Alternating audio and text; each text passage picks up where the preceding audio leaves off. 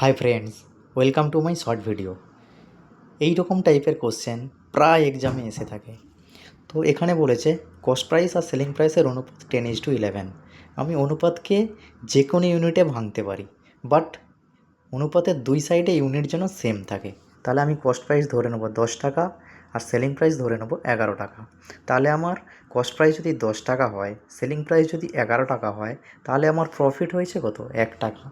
তাহলে আমাকে profit percentage বের করতে বলেছে। জেনারেলি প্রফিট পার্সেন্টেজ ক্রয় মূল্যের উপর হয়।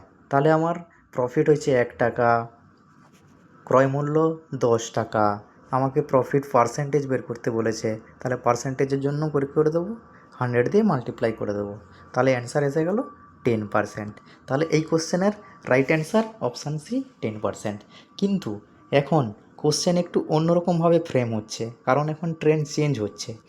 সেম কোশ্চেন আবার profit percentage on selling price করে দিত, তাহলে ম্যাক্সিমাম স্টুডেন্ট এই কোশ্চেনের অ্যান্সার ভুল করে দিয়ে আসতো। ওই জন্য কোশ্চেনটা ভালো করে পড়বে, তারপরে অ্যান্সার করবে। যদি এটা profit percentage on selling price হতো, তাহলে প্রফিট হয়েছে 1 টাকা, সেলিং প্রাইস যেহেতু বলেছে, তাহলে সেলিং প্রাইস নিচে থাকবে 11, পার্সেন্টেজ বের করার জন্য 100 দিয়ে মাল্টিপ্লাই, তখন হয়ে যাবে 9.1/11%। তখন এই অ্যান্সারটা আসতো কোশ্চেন যদি চেঞ্জ থাকতো। ওই জন্য ভালো করে দেখে নেবে। বাট এই কোশ্চেনটার answer option C 10%। Thank you.